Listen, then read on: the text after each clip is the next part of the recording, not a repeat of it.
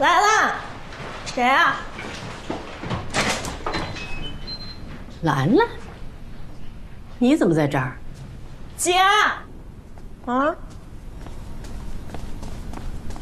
姐，老娘们来了。谁？老娘们。兰兰怎么在你这儿啊？我回家之前来看看我姐，不行吗？来，你回屋。有什么事吗？刘明让我给你送来这个。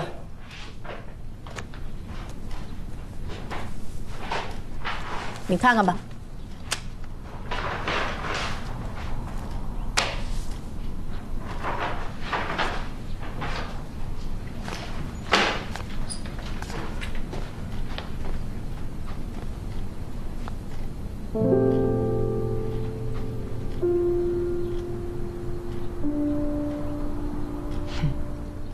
连个面都不吵，就想这么离啊？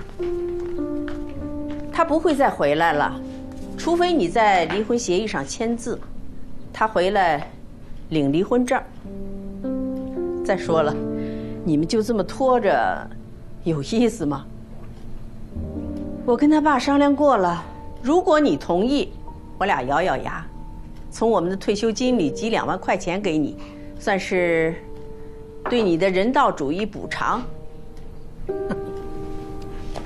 人道主义补偿，这都哪儿学的大词儿啊？你们是不是还觉得自己挺大方的呀？那我们的夫妻共同财产呢？被他转移走了，就这么算了？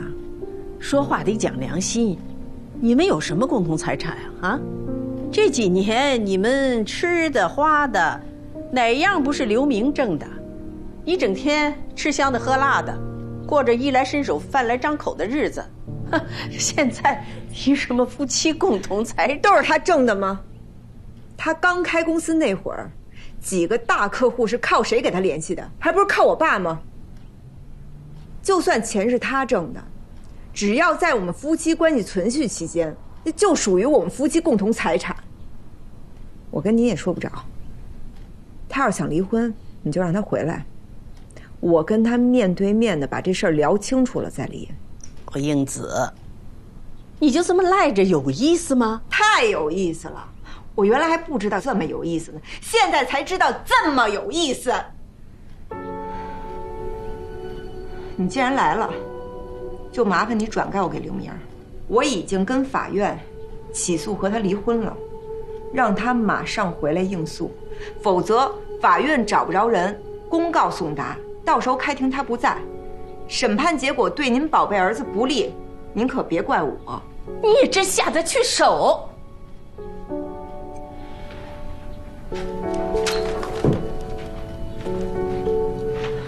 罗英子，我劝你啊，还是在这上面签个字。2万块钱呢，我已经带来了，你只要签了字呢，我就给你，否则啊，这2万也没了。签不签？为老不尊，赶紧跟我走。罗英子，我说你家教不好啊，还真让我说准了。你们现在还没离婚，我还是你妈，你就别逼我。你干嘛呀？这是，啊？你疯了吗你？那我先走，协议留在这儿，你再好好想想啊。给你3天时间，过了3天，这2万可就没了啊！就3天。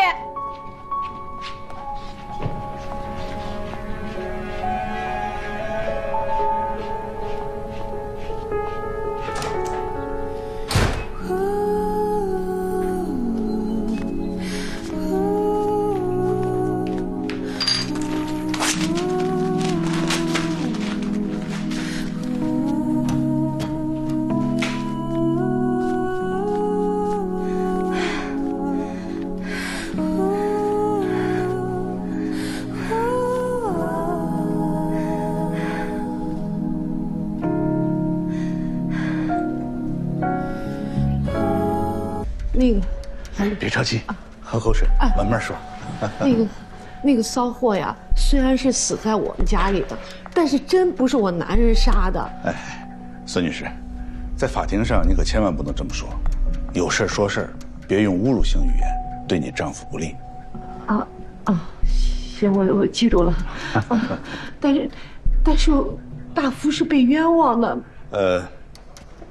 孙女士，虽然你丈夫婚内出轨，但是你还能为他开脱，这样的态度很好。如果你能够积极地对受害人做出赔偿，争取受害人家属的谅解，那么将来对你丈夫的量刑将更有利。可是人真不是他杀的呀。孙女士啊，您说这话有什么根据吗？这公安局不是说那个人是3点多钟死的吗？可是他那个时候吧，跟我在我们老家，我们家老家呢到这个城里有好几10公里呢，那怎么可能是他杀的呢？您是说，案件发生的时候，您丈夫是跟您一起在您娘家？对呀，就那个骚货不是就那个女的啊，这不是跟他通奸嘛，我就特别生气。然后呢，头天晚上我就给他吵起来了。这一生气，我不就回娘家了吗？我打工的那个饭店，当时就打电话到我们家找我。这大福就害怕我被那个给辞退了，然后他就到家里来找我来了。他到的时候吧，是3点钟，对。然后我们2个就在那个山上说了阵子话。我这不是生气吗？他叫我回来，我就不肯跟着他回来呀。然后他就自己走了。那他走的时候，4点钟，没错，就是4点钟。他到家的时候，那一看那个女的已经躺在我们家地上死了。你说要是他杀的，那3点钟怎么可能嘛？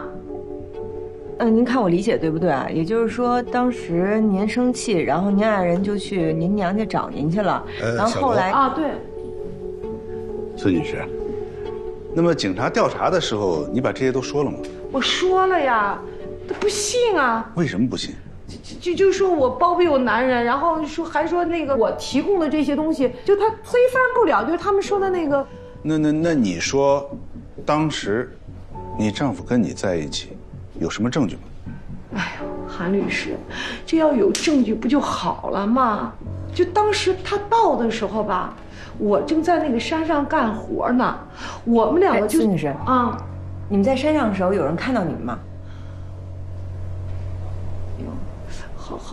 好像没有。那你回家的时候也没跟家里人说过？我哪敢说呀？就我爸我妈就知道他在外头。好了，孙女士，情况我们都了解了，请你相信，法律不会冤枉一个好人，也不会放过一个坏人。我们还要研究为你丈夫辩护的思路，就不留你了。再见。那个小罗，你送一下孙女士。不是那个韩律师，这还没说完呢。罗律师，你说我们大福没什么太大问题吧？孙女士，您回去再好好想想，看看谁能证明您说的话。如果能证明您爱人在那个时候就在您娘家那边的话，那他就不会杀人，这案子他就有希望了。行，罗律师，那我谢谢你啊，我先回去好好想想啊。那我先走了啊。韩主任，我总觉得吧，这个案子有问题。那当事人婚内出轨与他人通奸，那最应该受伤的是他妻子，可他妻子现在坚持他无罪，就这一点不应该引起我们的重视吗？你懂什么呀？一个家庭就是一个利益共同体。她的男人出轨不假，可是她男人还是她孩子的爹。现在那个女人死了，对家庭的威胁已经解除了，真遇到事儿上，她当然要护了她的男人了。大刑事案，不要有多余的动作，就在检方提供的证据证言里寻找到对被告人有利的地方就行了。具体到这个案子，咱们可以在受害人也有过错，被告人是激情杀人，系初犯，且认罪态度良好几个方面辩护就行了。有了这几点，不被判死刑的可能性就会很大。咱们能为他留住一颗人头，也算是尽到责任了。赶快去写吧，明天咱们去会见被告人。明天？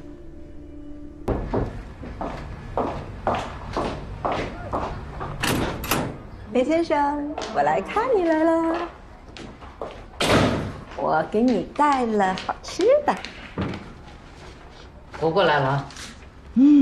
那总得活下去啊。我已经起诉离婚了，不过离也没什么可离的。他把所有财产都转移走了，但是还有2套房子，我要争取到手。哎，对了，韦先生，我呀接了一个法援案，然后呢写了辩护词，但第一次写，我怕写不好，请您给我把关。刚到律所，就接到法援案了。韩主任给的，其实是我管他要的，他就给我这个了。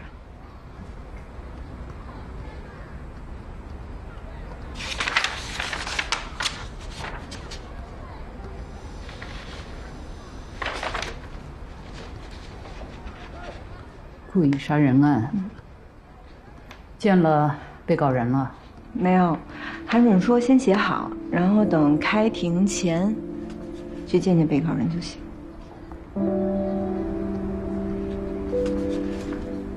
还没见被告人，辩护词就写好了？我看检方的证据挺充足的，而且韩主任说这个你就是这样对待法律的吗？主要因为是韩主任说的。你就是这样对待你的职业，你还不如不做。你这不是草菅人命吗？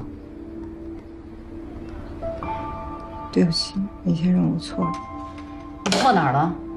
我说你2句，你还把责任推给别人。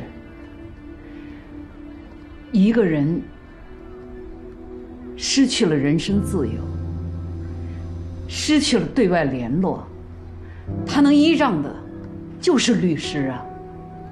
可你们连他的面都不见，就把辩护词写好了。你们这种人啊，就根本不配做律师。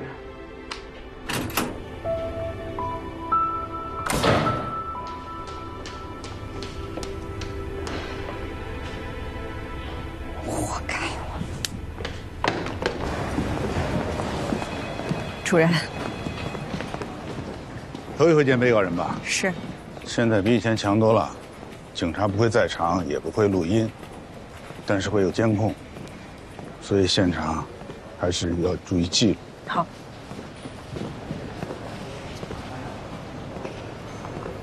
他怎么又来了？我不去。哎，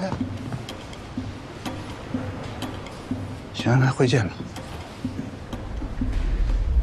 韩律师啊，我找到证人了。找到了啊，对，而且还找到2个呢。就我们那个邻居，他们不是在山上承包那个果园吗？就那天刚好看见有男人了。啊，韩主任，就这些。啊，就这些。你们都记下来了？哦，记下了。还有吗？没了。哦，那我们还有一些事情要讨论，就不留你了。哦，对，还有一个事儿，就是你看看，你帮我把这封信转给他。这不行。不是，其实这个信的内容没什么，就几句话，主要是告诉他那个孩子在家的状况都挺好的，别让他操心。然后另外一个呢，就是在那个法庭上不该认的千万别认。好，这样，这封信就留在我们这里，好吧？我们还要讨论案情，就不留你了。啊，行。好，再见。哎呀，各位。那个我们家大福的命就交给你们了，拜托了，谢谢啊。放心。我送您。罗英子。好。回来，把门关上。韩主任，如果找到了证人，那就说明王大福没有作案时间，是不是就可以翻案了？把门关上。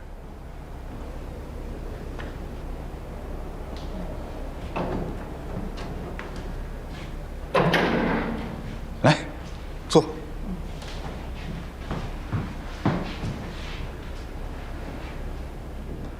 你昨天送他出门的时候，是不是嘱咐过他，让他寻找证人啊？是，他昨天不是说王大福当时是跟他在一起的吗？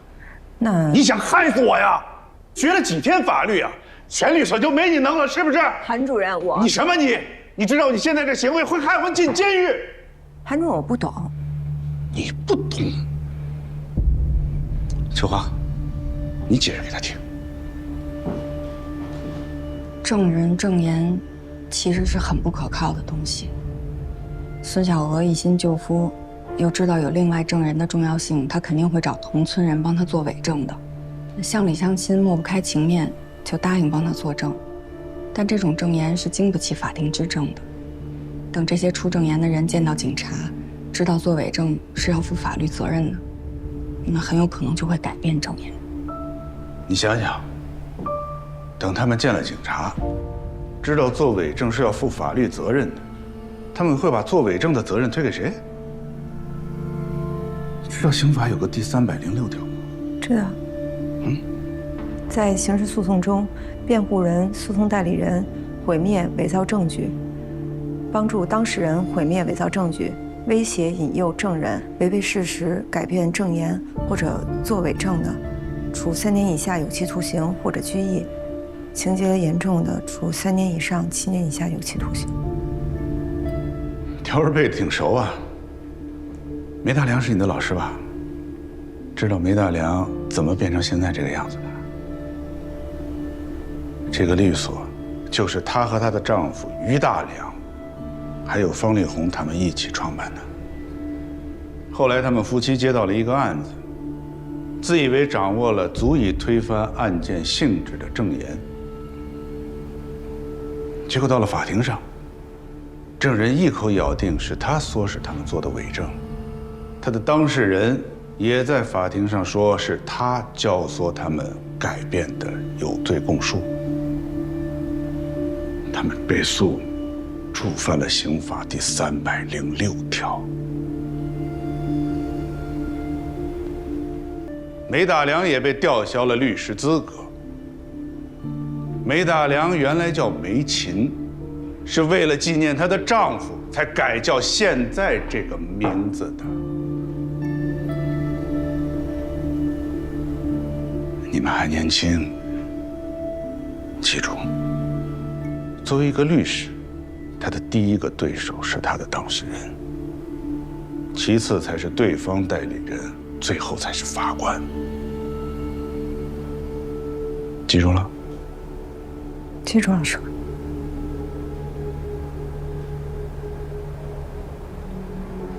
就话看家，小楼跟我走。哎，师傅，这个不帮着转了吗？这个要是让那个法警检查一下、看一下的话，我刚才看了都是几句家常话。那个您说，这要是给王大夫看了，没准还能安抚他的情绪。不行，我警告过你，不要做多余的动作。这封信秋华存档。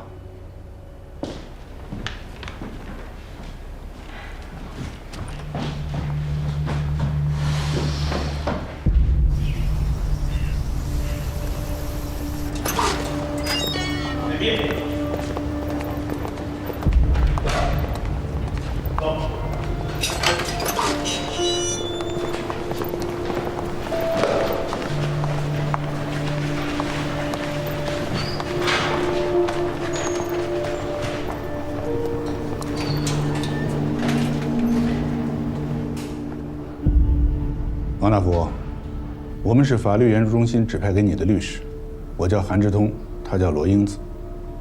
你同意我们做你的代理律师吗？同意。律师同志，这人真不是我杀的。把代理书让他签字。